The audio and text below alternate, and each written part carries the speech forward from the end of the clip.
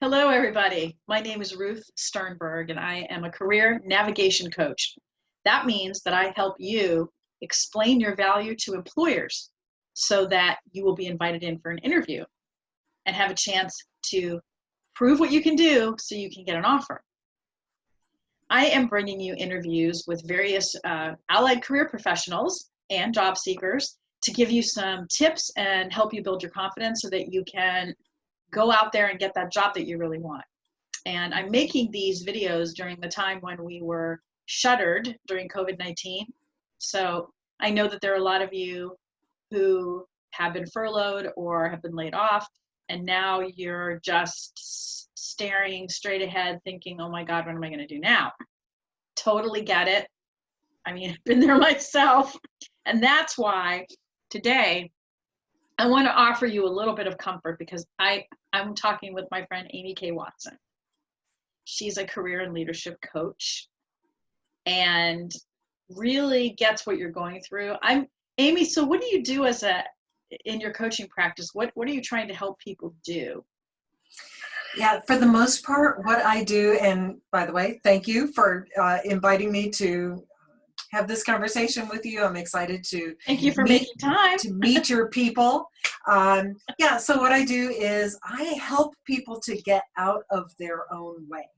And I do that in terms of their leadership so they can be a better leader, in terms of their career so they can find a better fit, and so they can have a more integrated life, bringing the best of who you are to what you do. Yeah, I think that's really difficult for most of us because, you know, we pick a thing we're going to do, like, what job do I want to do, right? And let's pick something that pays well. Or my parents kind of wanted me to be an accountant, or whatever the reason is. And a lot of times it's really not about us and who we are. And then, or it's maybe something we're good at, like I'm really good at math, so I'm going to go into science or whatever it is, right? And we're ignoring part of ourselves when we pick something that isn't totally satisfying. And I'm convinced, yeah. We do it out of fear. You know, here I am without a job, and there's a job description, and I think they would hire me because I meet those minimum qualifications. And we'll do it out of fear because if we didn't, we wouldn't have a job still. That's and right. That's what terrifies us. Well, and the thing is, you got it backwards, people. It isn't about you finding out what hole you fit into in the little puzzle, right? Where the shape fits. I mean, that's a little bit of it, but most of it is right. But it's only part of it. You got to know what your shape is. Well, right. There's that, but then there's also the employer needing you. So you are answering their call for help, and you're saying, well, I'm exactly what you're looking for. It's more like they have to fit you than you have to fit them. There's a lot of that job seekers forget about because they feel like they're begging for a job, and that's really not totally how this works. But different subject. Today, it's like another shiny thing. I know, exactly. And that's a problem. That's a problem. So, but today I wanted Amy to talk a little bit about change. Amy has a very specific way that she talks about how you process changes that are happening to you. And the encouraging part of this is that change itself changes. When you're in that cycle of something has happened and something is different, just keep going because things are going to change. So I'm going to turn it over to Amy to let her talk a little bit about how she frames this for you. Amy? Yeah, so the way I have learned to understand change, you have been through lots of changes in your life, and some of them have been changes that you welcomed, and some of them have been changes that you did not welcome. For an example of a change that you welcomed, maybe you bought a new iPhone And when you first got that iPhone, you were so excited that you got this piece of technology. It has all this cool stuff. You started to play with it, and then something didn't work quite the way you thought it was going to work, and then a call didn't go through, and then you lost your stuff, and it got really frustrating, and then you started to say, I don't know why I got this stupid piece of technology. I hate this thing. And after a lot of anger and upset and just difficulty, then you finally started to kind of figure out the stupid thing, and then you realized what you needed to do in order to get it to do what you wanted to do, and eventually you kind of came to this place of peace with your phone. Or maybe you got married, and at first you were so excited you get to spend the rest of your life with this wonderful person, and then you realize that they have bathroom smells and that they make noises, and then you start to feel like, oh my God, I am going to be spending the rest of my life with this person. And it gets difficult, and you maybe start to argue, and it gets confusing that you're arguing with this person that you loved them a little while ago, and now but they never wash the dishes, you know? They never wash the dishes, and they don't put the stupid cap back on the toothpaste, and they squeeze it from the wrong place, and it can get really nasty and difficult. And I'm not even talking about the really, really bad stuff. I'm just talking about your average, ordinary difficulty living with a person. Right. But it can still be difficult, and it still is frustrating, and can still be full of despair. But, you know, eventually it kind of evens out, and you figure out how to live with them, and they figure out how to live with you, and you start to learn how to communicate instead of assuming it's all going to be easy, and eventually things are better and you've got a good relationship. So same kind of thing happens when you lose your job. And so I wanted to share with you, this is the same model that I teach to people all of the time. When you first find out that you're going to lose this job, let's say if it's a job that not everything was great about it, you didn't always see eye to eye with the boss, and you felt like you were always having to make up for their short-sightedness, or maybe it wasn't really a good fit, and so you kind of dreaded going into work every day. So when you first find out that you're losing that job, maybe you even actually feel kind of like, you know what, this is kind of awesome that I don't have to do that anymore. But then there's this curve down where you start to realize, oh, but I do still have bills to pay, or I do still need health insurance, and my goodness, Cobra is expensive. And then you hit this line, and that's that kind of smack into the reality of even unemployment doesn't come through like it's supposed to. And what is wrong with those people? Why do they have a system that is 100 years old, and I can't get through, and this isn't working, and now my severance isn't coming through, and why was my severance denied? They told me that my severance was going to come through. And it can be a really difficult slog down here. It can be difficult to get a job. It can take a long time to get a job. There's a lot of work involved with really figuring out who you are and really figuring out your value, what it is that you have to offer to the world. Right. And especially if you're trying to do this by yourself, it can be very scary. It can be full of despair. It can be full of anger and frustration. But eventually, things do even out. However, there's a caveat to this evening out. Oh. Because anywhere down this slope, or even through the evening out period, you might come to a point where you decide, you know what, that's it, I've had enough. I'm just not even going to do this anymore. It is too much. I was not built for job hunting. I was built for doing the freaking work. That's what I want to do. So you stop, you quit. And quitting might look like deciding that you're just going to start your own business, or you might decide that you're going to generate income some other way, live on, maybe you're going to retire, whatever it might be. So you decide to quit after you've gone through all of this. However, if you decide to stick with it, then there is this evening out period, and it starts to move upwards. Now, just as you can imagine when you're driving, you know how that way down is really fast and easy, but then on the way up, you're using more gas to get up the hill. The way up out of this big trough is characterized by a bit more work. It's also more rational, so it's not so emotional until you get to this line again. And when you cross over that line, it's an experience of that deep breath, of feeling some hope, of seeing that light at the end of the tunnel. And you keep working, but then you come out the other side, and that's when you experience success. And there are these milestones along the way. There's the uninformed optimism. There's the hit into reality. There's this exit ramp. And the exit ramp, oh my goodness, the worst possible place to do the exit ramp. Sometimes people will take the exit ramp over there when you're already halfway through doing all the work. Why do they do that?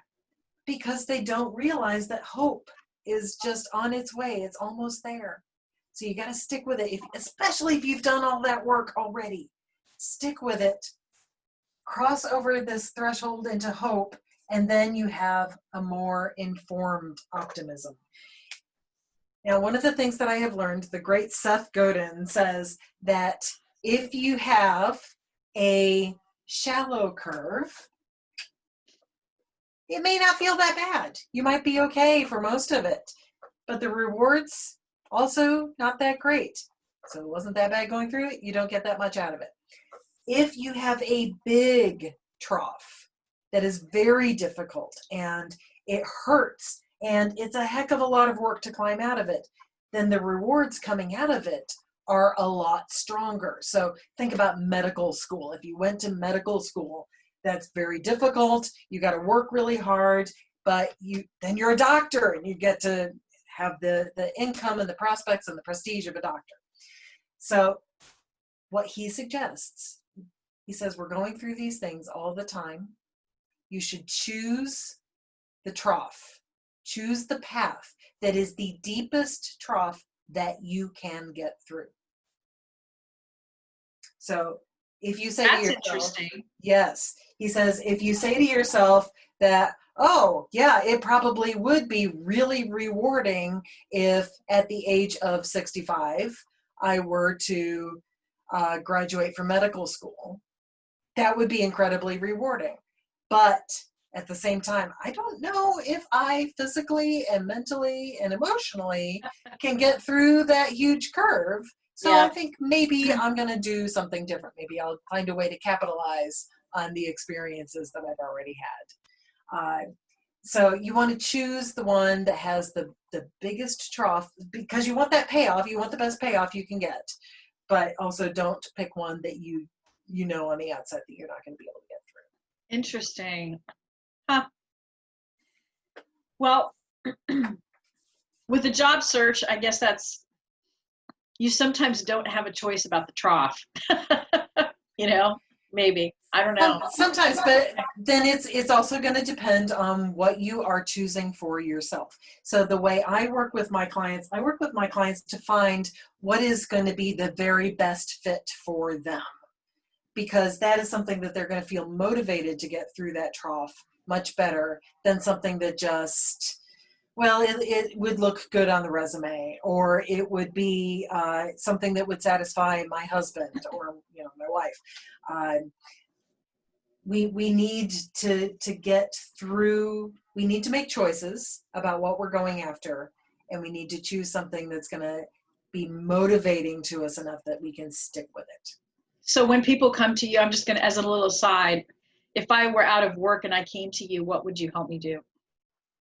If I were just like, I don't know what's going on, Yeah, I only work with people who don't know what they want, because that's my gift, but that's my specialty. I help people figure out who they are and what they want.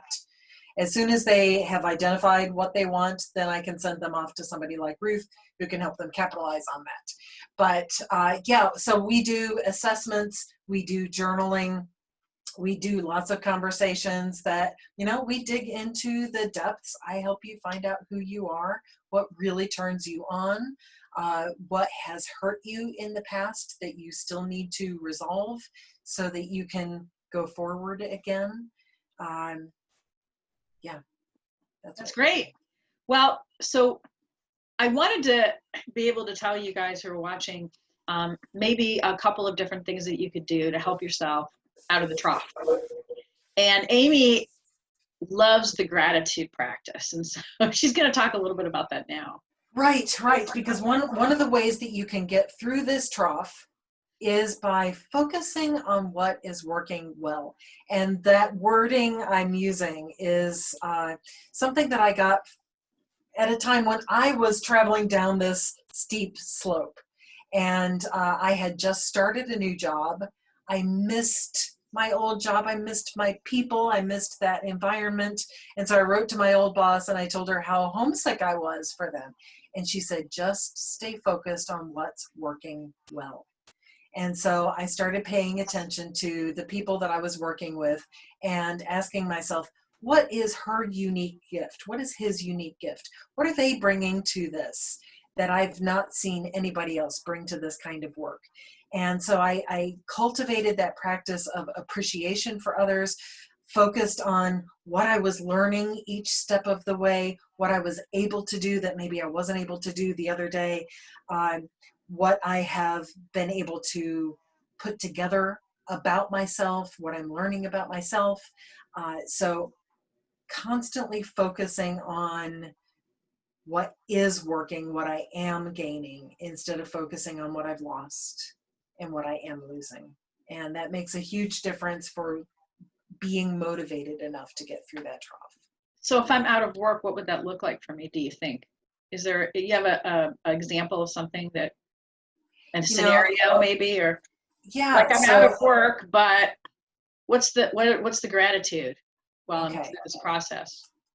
So one of the things that can be difficult is being rejected. So you extend yourself and you try for a job and they don't want you. Either you don't get the interview or you don't get invited to take the job or you don't get an offer. But you can't control what other people do. What you can control is how many times you reach out. So what some of my friends have taught me to do, or have taught me to teach my clients how to do, is to practice first giving yourself credit for every time you reach out. So this week I reached out 5 times. Next week I'm going to reach out 6 times. And then at the end of next week, if I actually reach out 6 times, I celebrate that. And you know what? If I just didn't have the energy and I reached out 4 times, I celebrate the fact that I reached out 4 times. And then I set my sights on what's the next week going to be, what am I going to reach for then. The second thing that you can actually practice gratitude about is collecting those rejections. Because you know what those rejections are? Those rejections are evidence that you extended yourself. So if you actually get an email from somebody saying, I'm so sorry, we decided to go another way, you can put that in your file of rejections and say, look at this that I went for. I tried for it. I extended myself. So you can celebrate that. It's difficult. Oh yeah, but there are steps within that too. I mean, if you got an interview and you got all the way to the final round, yes, and you didn't get picked, and you don't know why, and you can't blame yourself because it's probably something that was very subtle and you just couldn't know. You got there. People want you, like it's working. Yes. So you just have to keep going, right? Yeah. Yes, you got to pay attention to those kids on the Great British Baking Show who make it to week 7, and then they get kicked off, and they say, you know what? I can't believe it. I made it to week 7. So we can learn lessons from them. Oh my God, yeah. So watch some of those shows. It might help you a little bit, in what you're trying to do. That's right. Anything else to add to that? There's so much more in this life that we don't pay attention to, that we could pay attention to, that is working. So, like, for instance, every time you flush the toilet, if it goes down instead of up, that is something you can be grateful for. I like that. Oh, if absolutely. The light is still on in your house, you can be grateful for that. If if you wake up in the morning and you're able to sit up and put your feet on the floor, that is something that you can be grateful for. So learn to tune your perspective that anything and everything that is working well, that is something that you can be grateful We're kind of, I'm sure you know a lot about this. We're really programmed to focus on the negative for. because Yes, totally. we are designed physiologically to look for threats in our environment, and so we are going to automatically just hone right in on that bad stuff and forget that most of the stuff is good. Most of it is good, right? Yeah, we're problem solvers, and that's what makes us successful. We notice a problem and we solve it, and then we notice the next problem when we solve that, and then it's problem and problem and problem and problem, and before you know it, your perspective is just zoned in on nothing but problems. We need to step back, recognize, sure, the problems are still there, but take it in perspective with everything else, and that way the problem doesn't overwhelm you. Yeah, there's the hot thing right now is, awareness, meditation, mindfulness. The thing about it is that's the reason you do it. It's not some kind of miracle thing. It's you are learning to take a breath, literally, really, in this case, and notice what's going on around you and take it in for what it is and observe it. And then in the observance, you're making discoveries. And one of those discoveries for many people is, oh, the weather's great today. I'm not ill. I feel kind of good today. Boy, that was a great breakfast, or the coffee's good, or I'm enjoying time with my spouse, or whatever it is, right? That's what you're doing with that practice. Really, that's the goal. So just an aside. Yeah, just allowing things to be instead of judging them. Oh, that's a tough one. That's a tough one. Yeah. Allowing yourself to be. Right. Allowing yourself to exist without judging every single thing that exists about you. I need to find, I think I'm going to find someone to talk about that with me a little bit for another interview, is that whole concept of what it means to just exist, and what, situations really mean, if they mean anything. And because it really does help your perspective a lot. Yeah. You ever noticed how your attitude can just turn on a dime? Yeah. You're in one place and you're going, oh, God, I just feel so awful. And then about 10 minutes later, you're like, wait a minute, what about this other thing? And then you're just like, oh, I feel great about that. Well, the situation never changed. It's you who changed. You know what I mean? So, that's good. It's good to remember that when you're in job search too, because I think you're going to have moments where you just don't feel so great. Yes. But power through, because let yourself feel it and just move forward, make a plan. That's one of the key things that I teach, because I coach people in their whole strategy. Is I say, set some goals. And, people will say, well, like, what goals? I don't, I want to get a job. That's my goal. I'll say, no. It's more like little things. I looked at 3 companies today. Yay me. I talked to a hiring manager, just one this week, but I still talked to one. You have to set these manageable goals in order to get to your big goal. So, yeah. Especially when you can't control that outcome, but you can control these other things, the pieces that are the consistent practices that if you do them, they will eventually create that outcome, but you can't control that. Yeah, that's one of the things I think we learn as we get older too, is that there will be an outcome. We just have to get to it. Right. And often it's the outcome we want because we took the small steps to get there. You don't build a house by just putting up everything right now and there's a house, right? Yeah, that's the climb that gets you out. Exactly. Yeah. So fantastic advice. So I'm going to put... Thank you so much for inviting me to join you for this and to chat about something that I'm passionate about. And I love people. And Me too. we beat up on ourselves so much for not being in control all the time and not being able to handle everything so stoically. And you know what? It doesn't matter. We're just people, and the weather's going to pass. The storms that happen inside, they're going to pass. And hopefully one day when you're watching this, you will remember the period of the coronavirus as something that happened, that we got through. And for whatever it meant, for whoever it meant that for, but we are doing something else now, whatever that means. So great. Thank you so much. I'm going to put Amy's contact information in the in the description for this video. And if you're watching this on another platform, it should be in the post. So if you want to talk to Amy, you know where to find her. And if you want to talk to me, you know where to find me. So I'm at Career Leadership. There's her info. That's great. Yeah, that's a good idea. And I have my, my caricature of myself here. That's right. I love it. And I never wear suits, but okay. Looks good in the cartoon. Yeah. But all right, everybody. I hope you have a successful job search. Just keep going, because you're going to get there, one step at a time. Right, Amy? That's right. That's right. Have a great day, everybody. Yeah.